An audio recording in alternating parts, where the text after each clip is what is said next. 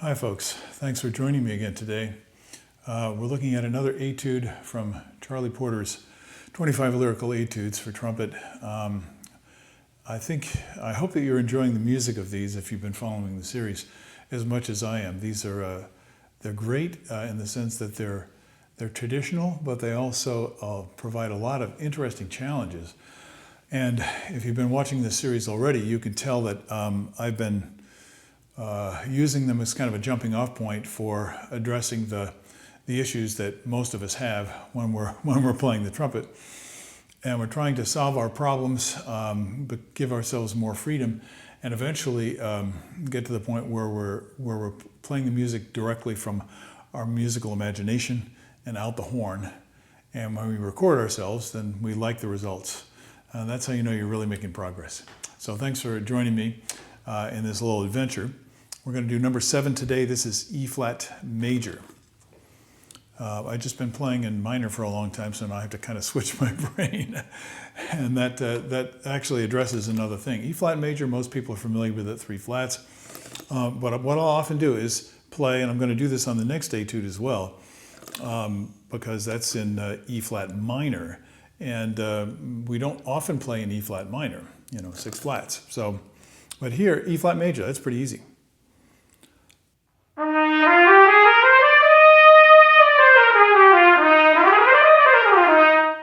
So if you're fluent with the scale, you're way ahead of the game in terms of being able to be free to play the music. You're not reading individual notes and thinking flat or sharp. Now there are accidentals, and one thing I really like about these etudes that Charlie has written is that they don't stay in the same key, and sometimes it's difficult to hear what key you're in. But that gives you kind of an anchor point. Okay, it's supposed to be kind of like E flat major. Let's see where we are today. Here we go.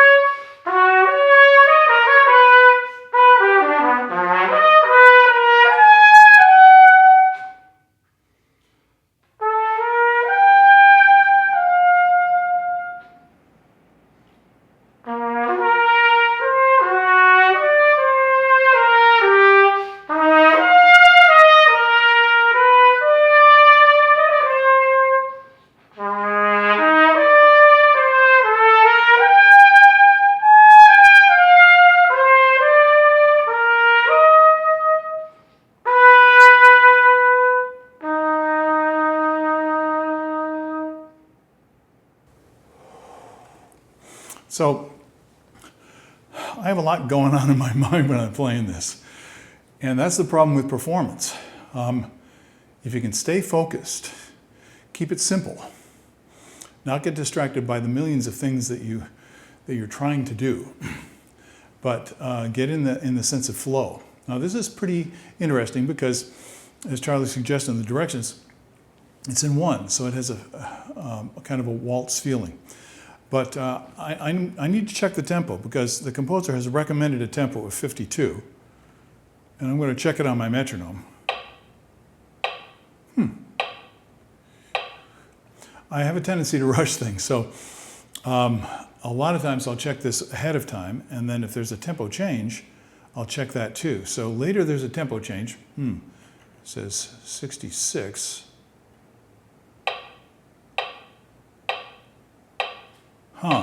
I don't think I was up to that tempo.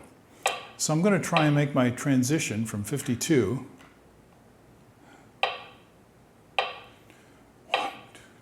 And what I'm trying to do is feel it in one.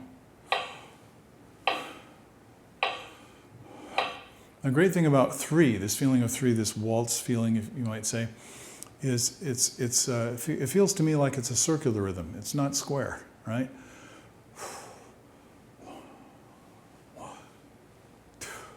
So that's something that can help you.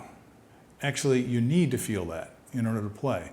If you're counting, that uses a different part of your brain. You don't want to be counting. You want to be dancing in a sense. So let yourself do that. So I have that feeling. Now I'm going to make a transition, but before I do that, I'm going to check tempo. Let's see, 66. So I have that 1, 2, 3, 1. That's 52. What's 66? Oh, that's quite a bit faster. So I'm going to try and play into that.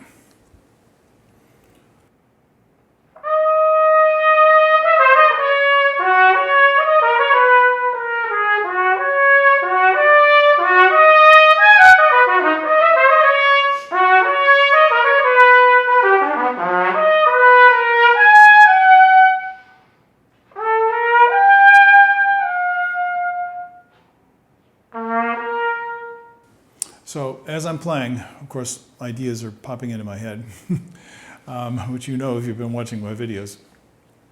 There's so much going on. You're making the transition into the faster tempo. Then you're in this groove.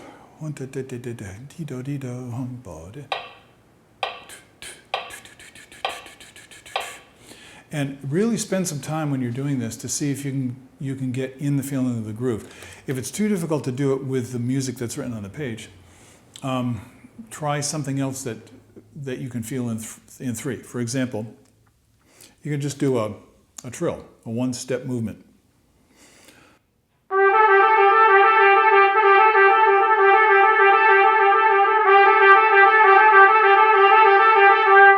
The reason why this is so important is because when you're in 1, or you're feeling the bigger beats, you can hear and sometimes see where you're going to. And that helps you to kind of stay the course, to stay steady going through. You're not thinking vertically, you're thinking horizontally. For me, this is extremely important. Now, there are some technical things that can get in the way. So when you start moving around, as I just did, all of a sudden I felt skittery because I wasn't used to going faster. So, give yourself freedom to explore the feeling of 1 at different tempi, and then go back and deal with all the issues that might be presenting problems for you in order to maintain that feeling of looseness and flow and buoyancy as you're getting into the music. I love the way Charlie uses Italian terms. Italian is, of course, the language of music. It's traditional that we use the language, Italian language, to describe, kind of give the musical directions. So this section where the key changes, it says vivace appassionata. That's where it gets a little bit faster. Passionate, energetic, enthusiastic. So you're tapping into that energy.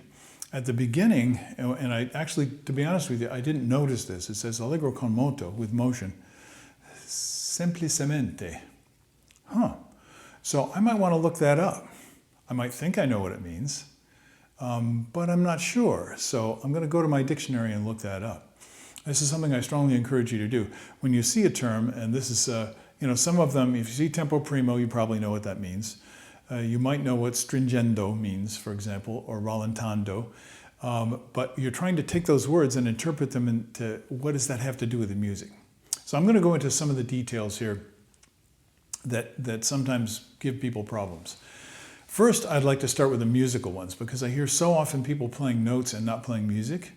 And I have trouble understanding how they can do that. I guess that's just my perspective. But for me, it's like, why do you play unless you're trying to get in touch with the music somehow? And you're trying to, if you feel the music, if it's speaking to you, do you want to share that with somebody else? So that's where I'm coming from. If you share that, then you'll know exactly what I'm talking about. Now, this is very simple in the sense that there are phrases. There are 4-bar phrases, 8-bar phrases, actually. So I'm going to play the beginning and play it, let's see, my tempo again, 52, so I don't go too fast. Yeah, I would have definitely played that too fast. Okay, good. Now, listen for the phrase.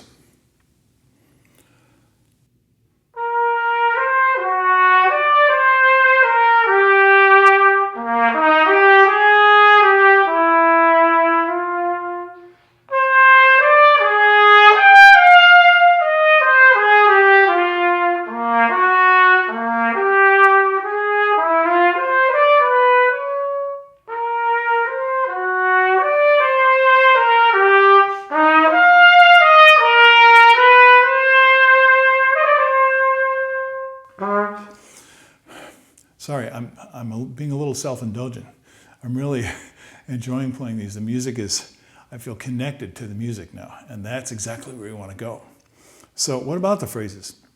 What most people have trouble with is the transitions. So first question is, and I get this a lot, you know, that little comma there, does that mean I should take a breath there? Maybe, maybe. Or does it mean a phrase marking? Well, what is that? Is some kind of lift. And the answer is you need to experiment with this until you become convinced of what you think is the right musical expression. It seems right to you, you understand it.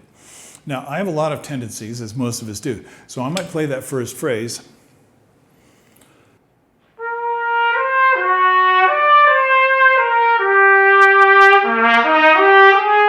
So I want to carry the phrase, but Charlie's put a breath mark in there. Now, does that mean I have to take a breath? No, but it's an indication that he's thinking, that it should be a little bit of a lift, even though there's a crescendo.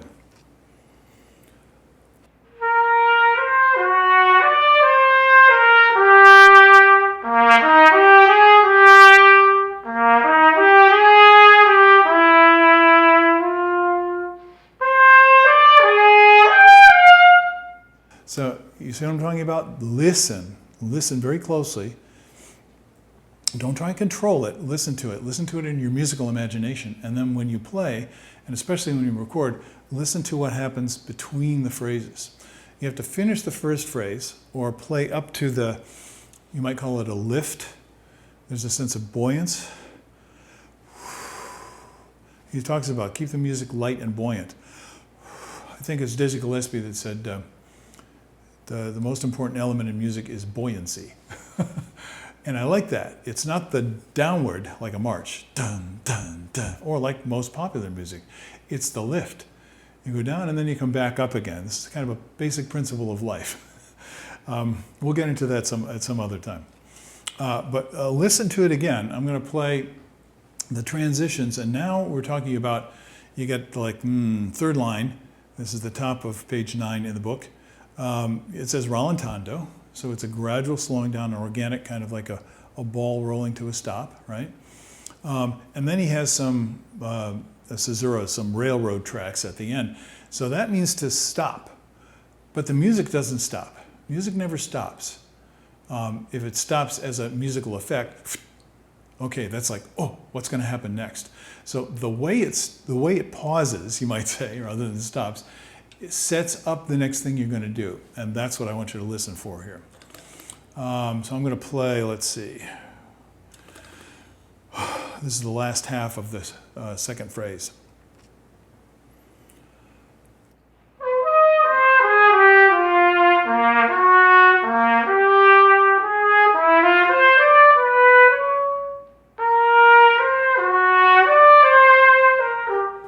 Now what I have my students do is you're learning how to set up the next thing.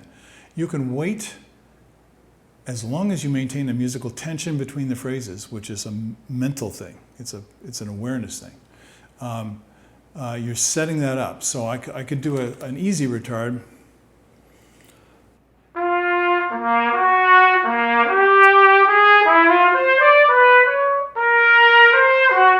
But to me, that doesn't feel generous enough. So I'm using my musical judgment and saying, well, how far can I take this?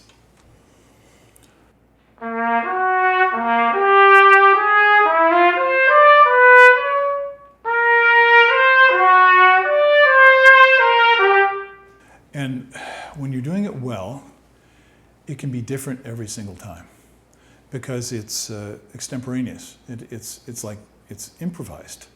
And since Charlie is an an amazing improvisational artist. I think that's something that comes through in all these etudes. This is very traditional. It's got very easily understandable harmonic structure. It's beautiful.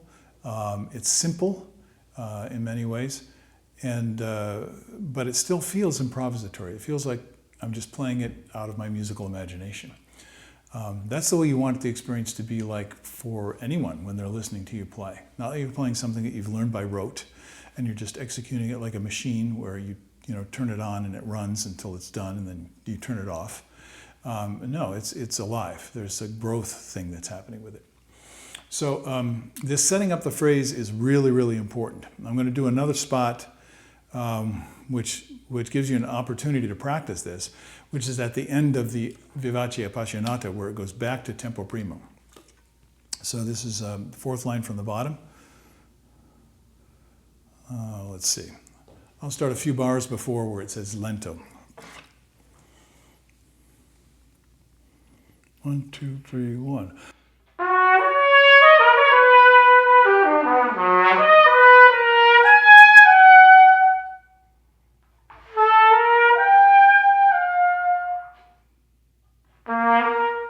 So again, caesura, you get these real railroad tracks. There's a fermata on the note. This is all open to interpretation. Now, I didn't particularly like that. So I'm going to do something unusual. I'm going to sustain it. I'm not going to make the breaks. I'm just going to sustain the note through the break.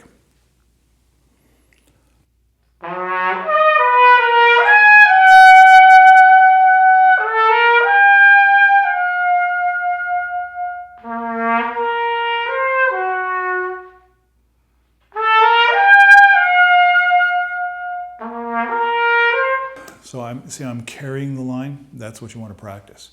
This will make playing music a lot more fun.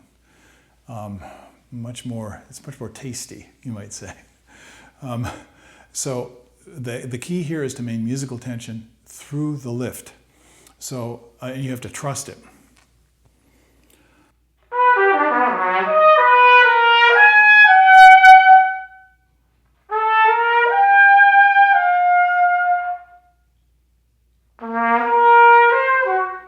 Do you see how I made you wait that time? This is the fun. It's a little bit magical. It's a little bit of a tease. It's relational. So think about the people who are listening. It's not just about you playing. It's like, how would they experience this? And then when you're listening to music, you put yourself in that receptive frame of mind where you can actually hear the other person think. So I think that's enough for today. It might have gone on a little bit long, but I hope you could stay with me. And I hope that you'll go practice some of these things in whatever music you're playing. You can do this in any context, but when you have good music to play, it makes it much, much easier. Okay, I think that's enough for today. I will see you later on, and I hope you enjoy exploring my channel when you have a chance. There's a lot of stuff on there at this point. Okay, have a great day. I'll see you later. Bye-bye.